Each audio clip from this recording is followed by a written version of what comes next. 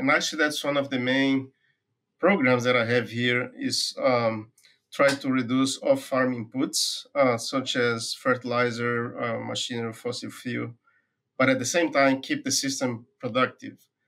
So that's one of the main goals in our program, and we try to do that, for example, by introducing forage legumes, trying to graze as much as we can, or by applying different management strategies, for example, stockpiling grasses.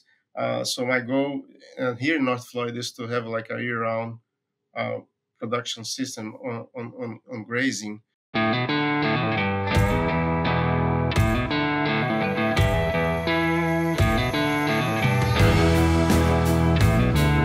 Jose, thanks for jumping on the podcast today. I'm glad to have you on. A little different environment than I'm used to of being in the Western United States. So really happy to talk to someone that's from the Southeast in Florida. Much different weather than a lot of our production, but still definitely a big beef state. So yeah, give a background to the audience, the listeners of what you do, your job, and how you got there. Sounds great. Thanks, Travis. It's a pleasure to be here on the show. And yes, spring is beautiful down here in Florida, and that's one of the best season of the year. I like it, the transition. It's also a good season for forages, and that's what I'm doing mostly here. I'm a professor here at University of Florida, North Florida Research and Education Center, and I'm located here in Mariana. I have a 70% research appointment, 30% extension. I've been here for 10 years. Yeah, I'm originally from Brazil. You can tell by my deep South accent. Yep, definitely. But yeah, I've been here for 10 years, and it's been a fun ride. Good, that's great. And so you're on the forage side of this, agronomist, correct? That's right. Yes, I'm a forage agronomist. And that's my focus area.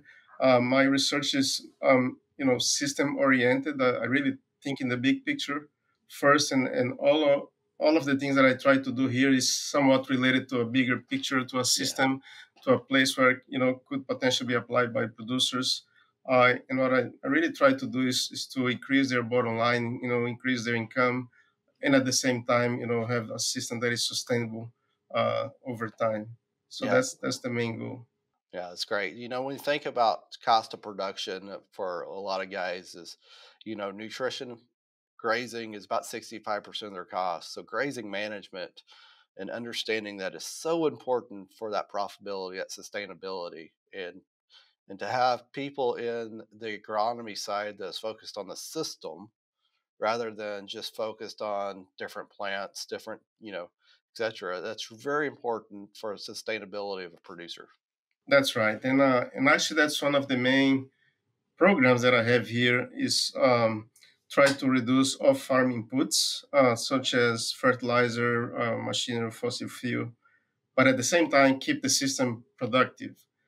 So that's one of the main goals in our program, and we try to do that, for example, by introducing forage legumes, trying to graze as much as we can, or by applying different management strategies, for example, stockpiling grasses. So my goal here in North Florida is to have like a year-round uh, production system on grazing. And in South Florida it's easier to do that, but here not so much because of the cold weather. We do get into the teens, in the temperature. Although in Florida, sometimes it gets cold here, so we need to get ready for that. So we've been able to do that in the last. My research has provided some good results in the last 10 years or so that indicates that we actually have a proof of concept showing that we can graze year round and reduce 80 to 90% of fertilizer input by introducing forage legumes and still keeping the system productive. Yeah, let's get into that a little bit more. And so a lot of your focus is around that sustainability point of, how can we decrease some of those costs and help, those producers be more profitable. Right.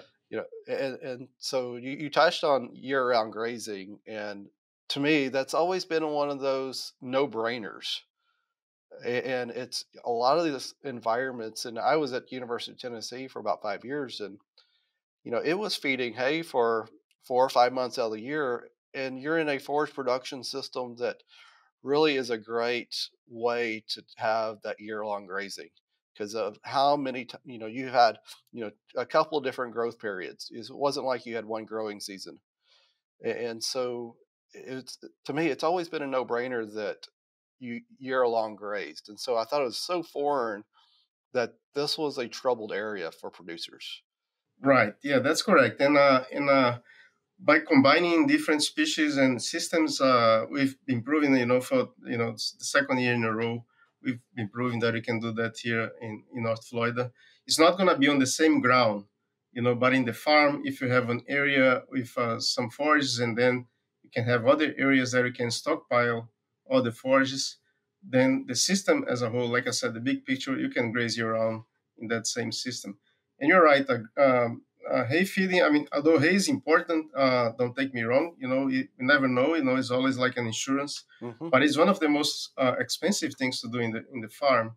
Not only because of the cost of production in terms of machinery, fossil fuel, also the fertilizer that you need to replenish, at a much higher rate compared to grazing. Uh, but also the losses that happen when you're feeding. Somewhere like 20 to 30% losses. That's common to have. Sometimes more. So when you add that to the cost of the hay, it's really expensive. We could potentially do in a grazing system all that. So we've been doing that here. Uh, Traditionally here in Florida, Bahia grass is a perennial warm season grass. That's the backbone of the farm operations here.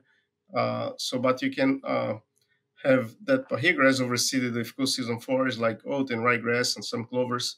But you still have a window where those forests are still growing during the fall that you don't have enough. So that's when the limpo grass, stockpile limpo grass comes into place. You've been stockpiling that grass since August or so, and then you can graze, from let's say October, late October, when the Bahia grass going down, you're overseeding that with good season forage. You can start grazing the stockpile limpo grass during that time of the year until mid to late January or early February, and then you can get to the cool season forages. And if that system, you can produce like 1,000 pounds of body weight per year in a year-round grazing system with very little input because you have legumes in the summer, legumes in the winter. The limpo grass, you do need to fertilize a little bit, to get some biomass. But anyhow, it's a very low input and you can produce year round. So, what are some of the challenges that producers run into? Why they do not adapt or adopt year-long grazing? Right, that's a great question. And I think, that's the dream of every producer. They always want to do that.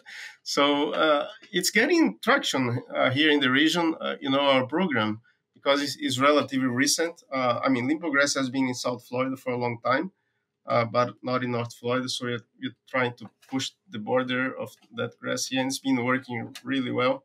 And every year we've been distributing planting material to producers, and it's been a great success. So people are starting to understand that option, and some of the large ranches in the region they are doing that already.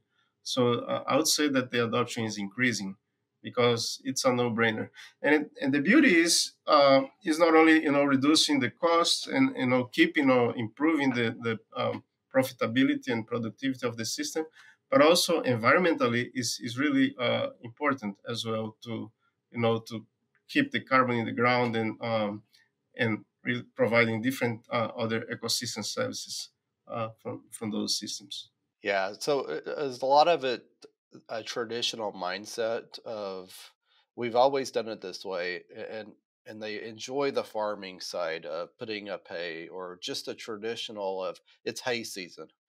And does that do you run into those mindsets of some of the reasons why they don't want to adopt or That's a good point. Yeah, some folks they're used to do things and they're hard to change, and they'll probably keep doing the same. Uh, Probably the younger generation will be the ones that you know perhaps we should focus on the education side and at least let them aware of possible other options. And I think that could be. But you're right. Sometimes they have the equipment, they like it, and they'll just do it. And right now the cattle prices are really good, so they may not bother, with the costs. But Mm. whenever the situation change, like in the cattle cycle where price go down and cost of inputs are up, so that's when people think about changing.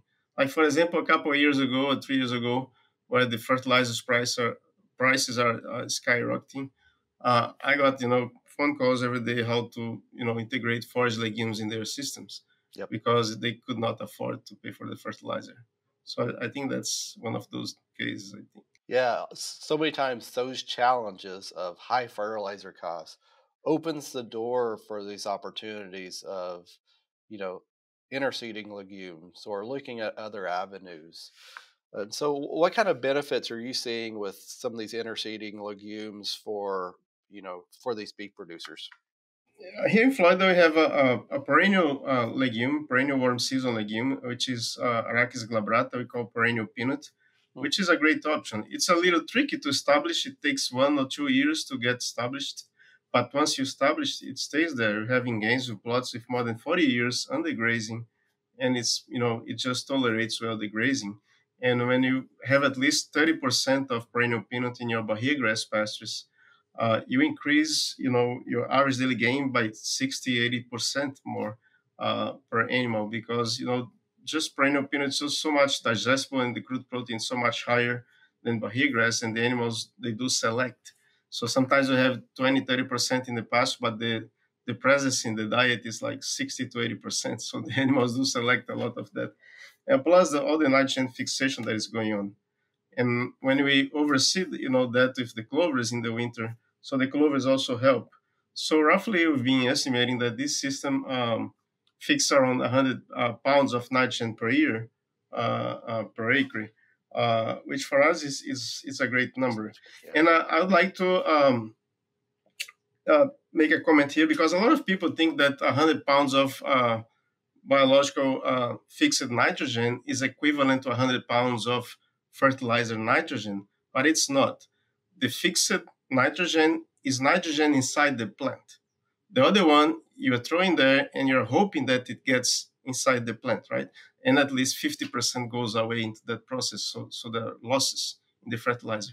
So 100 pounds of fixed nitrogen is at least, 200 pounds of the nitrogen that you apply via fertilizer. So that's a common misconcept, I think, and our numbers are showing that. Our forage systems that are fixing that, they're producing equivalent cattle per live weight Hmm. per year compared to a system with 200 pounds of nitrogen. So that's our numbers match that. So that's important. And it's not a one-time effect, right? So this is a yearly benefit that you're getting from those legumes. That's correct, and you're building up the soil health with time, and plus other ecosystem services. We measure, for example, the bee population in these pens. Some of them they have only grass, some others have grass and legumes, and the grass and legumes they have way more bees. The bee population we measure for 3 years in a row. So there are a lot of other benefits besides saving nitrogen from fertilizer and actually producing more gain with less animals. So at the end you produce more with a little less animal because your average daily gains is higher and stocking rate a little lower, but at the end you produce similar but with less animals. So what is the optimum percentage of that legume in your forages? That's a great question, and that's up for debate. But there is a lot of numbers in the literature that says the the soft spot or the best point is around 30% of legumes. Mhm. And there is some recent work done by one of the students in Dr. Sullenberg's program in Gainesville that shows to that direction for perennial peanut as well, around from 30 to 40%. But I want to remember that 30% in the pasture is not the same as 30% in the diet, because again the animals select and they prefer, if this the legume is something that like they'll go after the legume. Yeah, So they have a high preference for it. that's right. Yes. So with those plants like that, if they're eating 60 80% of their diet comes from that legume, how long will it stand? What's the resilience to grazing? Does some of these legumes? How long will How long will we have a viable stand of it? Yeah, it's not easy. And you have a lot of uh, unhappy stories about legumes in pastures, but perennial peanut in particular is very tolerant. Like I said, we have pastures for 40 years or so under grazing, and and it's there. And the tricky is that this legume has a lot of rhizomes, the rhizome mass, and that's what it makes it persistent. So it's once you establish it, it stays there. But you don't want to push too much because you always want to manage well your pasture. So you don't want to overgraze or things like that. And if the legume is in a mixture with the grass, that should not be a problem for this particular legume. But for other legumes, yes, some of them they are not very persistent, and we've been seeing that legumes that are persistent are the ones that have rhizomes or very stoloniferous. The ones that are upgrowing or viney type, they don't persist much compared to the ones that are stoloniferous and or rhizome or have some Mhm. rhizomes. But yes, that's an interesting legumes. And then in the winter, we also have the blessing of have some clovers, and that helps fixing nitrogen as well. But those are annual, so every year typically we plant them. So if you were talking to a producer that was not doing a 365 grazing right now, but were interested in moving that direction, what was some of the recommendations would you have for them of making that switch, and so that they do it in a way that they're successful. They don't run into roadblocks that they didn't expect, etc. Right, that's a great point. And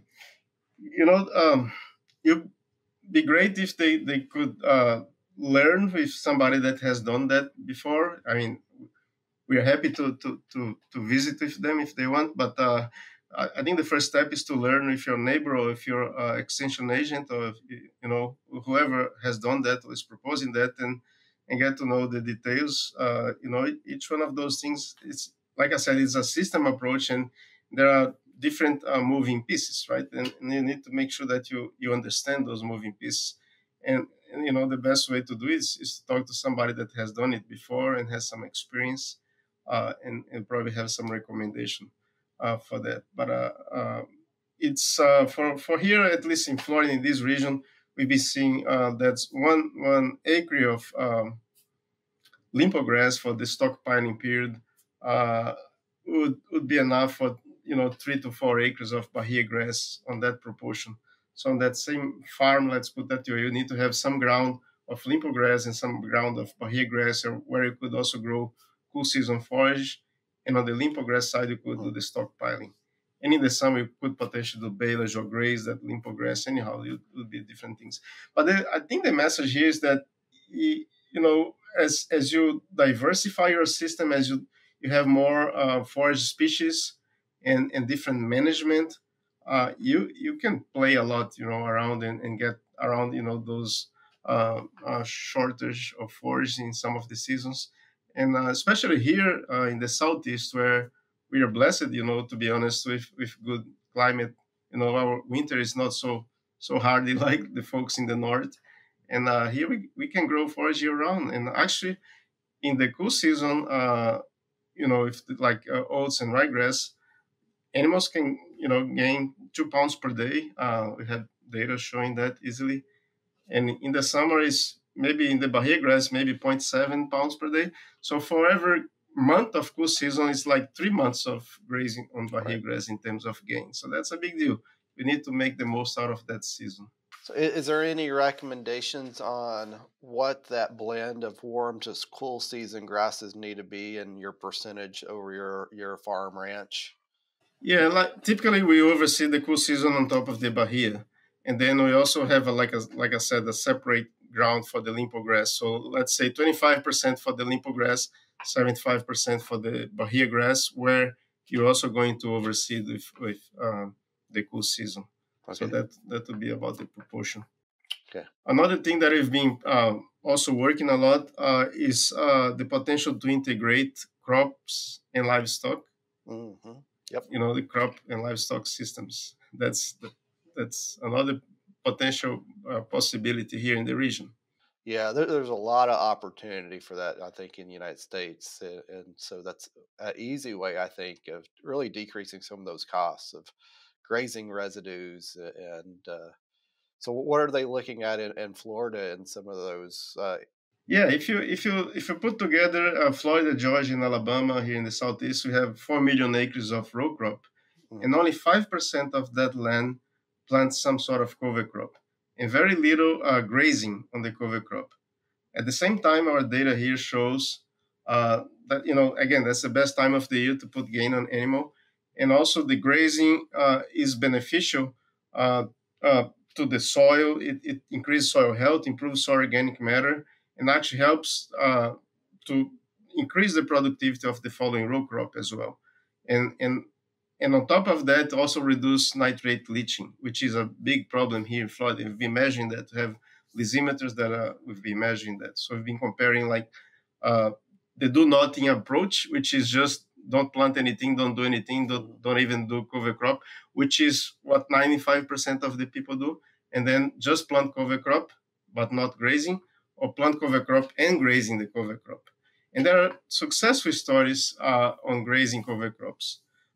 In I've been talking to those folks and learning more of them, and it's amazing. The crop guy says, "Well, to be honest, the cows they don't leave much money for me, but my main thing is that I'm building my soil health, and I'm saving 30% of on my fertilizer bill." And our data actually shows that peanut production, for example, improves when you're grazing during the off season. So that's a plus. And actually, we have a program here, the Southeast Grazing Exchange, and pretty much we're trying to match. We Right. don't think it's going to be the same guy that is going to plant the row crop and do the livestock. I think two producers could partner, the row crop producer and the livestock producer, and they could partner together, and that's the successful stories that I was talking about here. So this program is a website, Southeast Grazing Exchange, where people, it's like a matchmaker for Yep. producers, where you try to put them together. They create their pin. It's free. Nobody, they don't need to pay anything, and it's pretty cool. And then you create your pin, and you identify if you are looking for partnership with livestock producers or with row crop farmers, and you go from there and they contact each other, and it's been very interesting. That's great, and we've seen that happen in other areas of the United States, of Right. especially in corn areas of increasing beef production through grazing, or even decreasing cost of production by grazing corn residue. And you see that happen a lot more in areas that are more cattle producers, and then areas that are higher in the farming side, you see less of that adoption rate occurring, and more opportunity for that occur. And it sounds like there's a tremendous amount of opportunity for for big producers to collaborate with farmers to graze their cows on residues, or cover crops during the winter. Exactly. It's a no-brainer, like you said, and that's the prime time to put gain on cattle. 2 pounds per day easily for 100 days here in the southeast if you plant cover crops. So it could be a good system to develop heifers, or it could be a stocker system, a background after weaning before getting to the feedlot, and you could potentially put some cheap gain on cattle, and at the same time you're building soil health. Our results show that you increase soil organic matter, decrease nitrate leaching, and improve the crop yield. It's just one of those things that are okay, let's do it Right, because right. the results are really interesting. And people have been talking about cover crop for a long time. Everybody knows the benefit of cover crop. So one of the main things are the economics, right? Do they work? And if this system, the cattle can pay for the cover crops and even leave some money behind, plus the indirect benefits of improving the following crop. So I think that's the way to go. Otherwise, we'll keep talking about cover crop and nobody's going to do it. And I see another opportunity. You think about getting into beef production as maybe a young person. that maybe can't afford to own land. And this is a great opportunity for them to go out and lease that land from that farmer, buy some yearling steers, put really cheap gain on them, and have an opportunity to get your foot into the door of being, a rancher or farmer and never having to own the land. That's a very, very important point, Travis, and that's actually one of the things that I've been thinking. And the younger folks, I mean, it's hard for them to buy a land or to get into the system, and this could be a way to start. Pretty much they'll not have to invest in the land; they'll just have to invest in the cattle and do the business. I think that's like an opening the door for the young generation, and that's a very important and sensitive topic. Yeah, I think it's great. To wrap us up, do you got any follow up statements that we missed or you want to touch on? No, it's just been a pleasure to work with you guys in this podcast, and yeah, if any of the audience want to contact me here in Florida, maybe you guys can provide my email there, and then I'll be glad to contact them. And you need to be a believer, you need to be optimistic and persistent, Yeah. and that's what we are doing here. We are doing things that we believe. We get data not only because we believe, but because we have the data and we think is good for the producers. So we'll keep pushing. Oh, great! I think it's some great stuff. Definitely beneficial to producers in the southeast that definitely needed right now. It's time for our famous three. Is stress affecting your bottom line?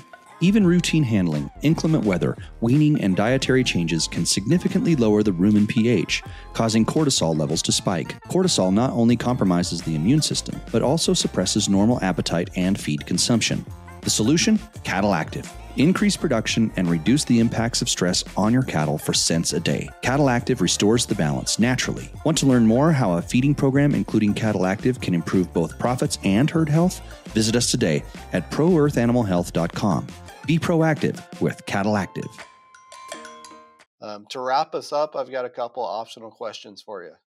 And so one is, what is your book or website do you highly recommend people utilizing that's beef related? What do you go to when you need a resource? I'm not being biased, but I like the beef podcast show. You guys are on top. I've been following all the folks that you've been interviewing, and that's really neat to listen to your show. So that's the main one that I've been paying attention recently. All right, that sounds good. The last is, in your opinion, what separates someone that's very successful in the beef profession? Right. That's a good question. And I would say that applies not only to the beef producer, but overall. Is somebody that is willing to learn, willing to change, learn with their mistakes, and be persistent. Yeah. Be persistent over time, and always try to be on the top in terms of finding new technology, talking to the right people. And again, we all fall at some point, but the difference between the successful and the non-successful are the successful ones. They are able to stand up and keep moving ahead, right? Learning with the mistakes. I think that's important for a beef producer, and be well connected with the market. Try to take notes, right? I keep the records of the business, and learning with the neighbors or the universities, the extension system, or in the beef podcast, for example. And of course, trying to refine that information, applying that for the particular situation, right? And move ahead, keep the heads up and be persistent moving forward. Oh, that's great. I think that's a tremendous answer. And so I think that fits more than just a beef professional or someone that's in agriculture. So. That's right, and that's true for other things as well.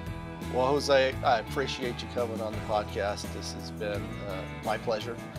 I've learned a lot, and so I think you got some really cool stuff going on that's really beneficial, and it's great to hear from you. Thank you very much, Travis. Thank you for your attention.